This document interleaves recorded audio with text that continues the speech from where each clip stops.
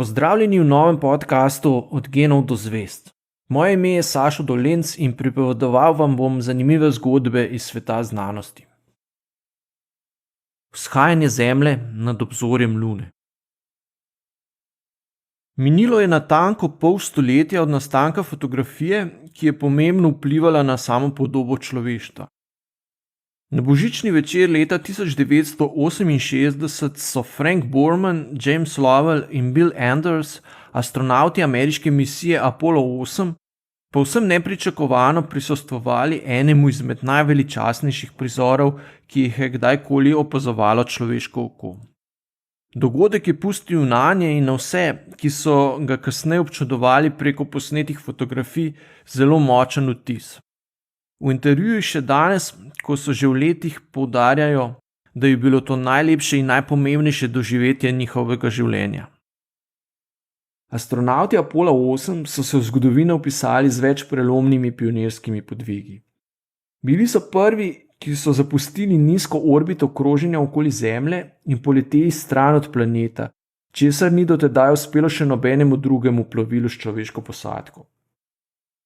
Cilj njihove misije je bila Luna, ki so jo nameravali nekajkrat obkrožiti in se vrniti nazaj. Polet je trajal teden dni, pri čemer so za pot vsako smer porabili slabe 3 dni, en dan pa so krožili okrog Meseca.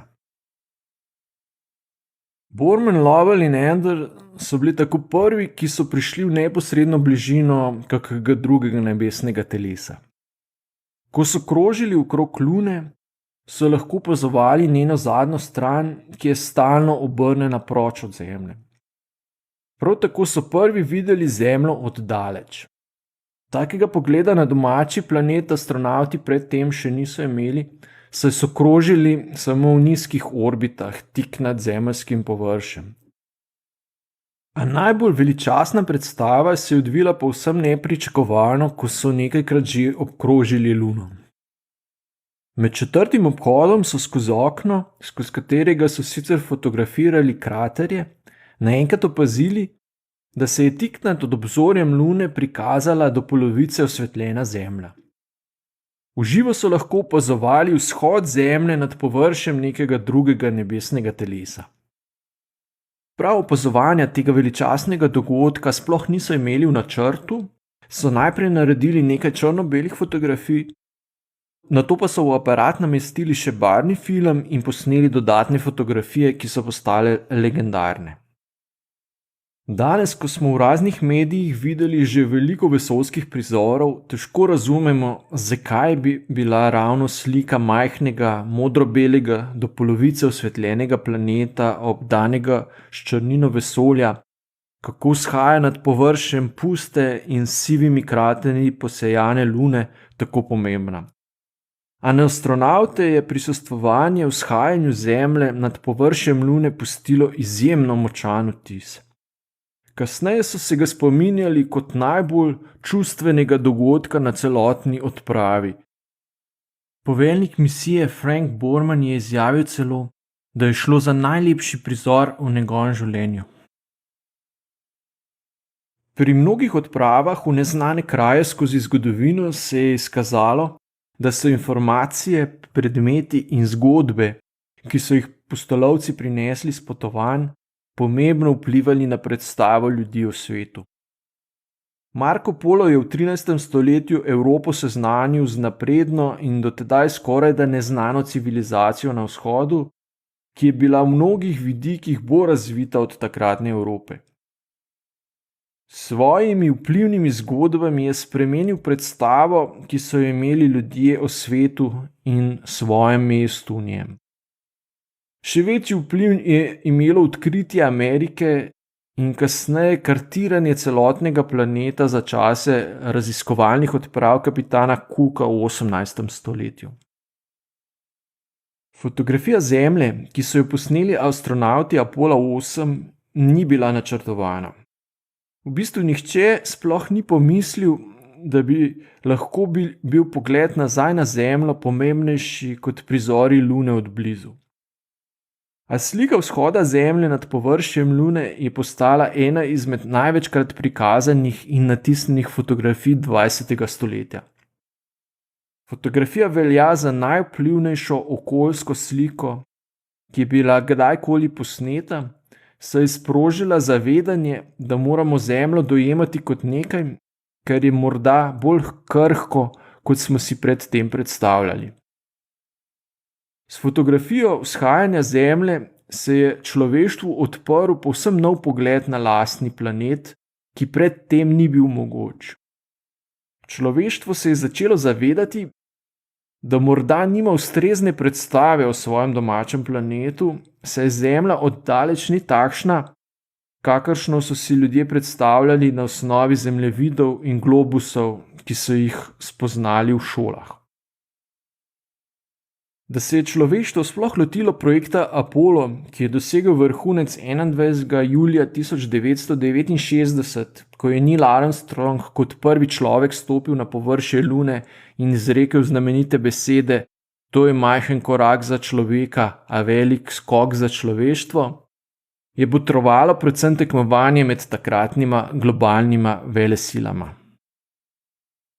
Uspešna izstrelitev Sputnika, prvega umetnega satelita 4. oktobra 1957, ki ga je z izstrelišča Bajkonur v vesolje poslala takratna Sovjetska zveza, je Američane šokirala in prestrašila. Ne zgolj zato, ker so se bali, da so sedaj v dosegu ruskih raket, ampak ker so spoznali, da njihov tehnološki in znanstveni razvoj bistveno zaostajata za dosežki znanstvenikov komunističnega bloka.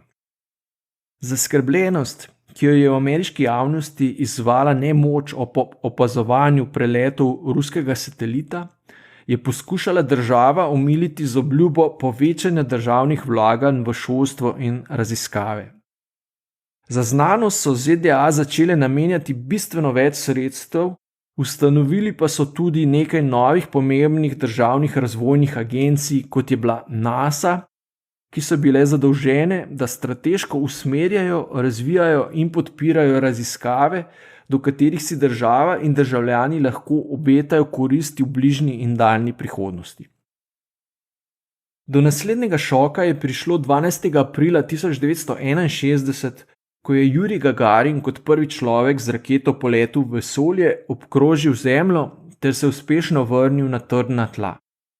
Od izstrelitve do pristanka s padalom je minilo le 108 minut, a prvi vesoljski polet s posadko v zgodovini človeštva je imel zelo velik simbolni pomen.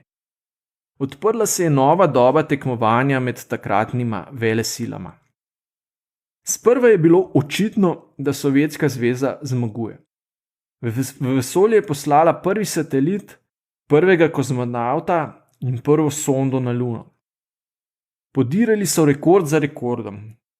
Američanom je bilo povsem jasno, da tehnološko močno zaostajajo, zato so morali storiti nekaj res odmevnega, da bi ohranili čast in pokazali, da je tudi njihov družbeni sistem zmožen velikih kolektivnih dosežkov. 25. maja 1961, le 6 tednov po poletu Gagarina, je ameriški predsednik John F. Kennedy v govoru pred kongresom napovedal, da bodo Američani do konca desetletja poslali človeka na Luno in ga varno prepeljali nazaj na Zemljo. V govoru 12. septembra naslednje leto je dodal še, da se za ta podvig niso odločili zato, ker bi bilo to početje preprosto, ampak zato, ker je težavno. Izbrali so si namreč jasen cilj, ki je bil drugačen od vsega, kar so sovjetski kozmonavti dotedaj že dosegli.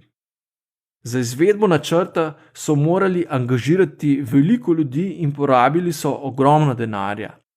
Leta 1966 je proračun naše znašal kar 4,4% celotnega zveznega proračuna ZDA.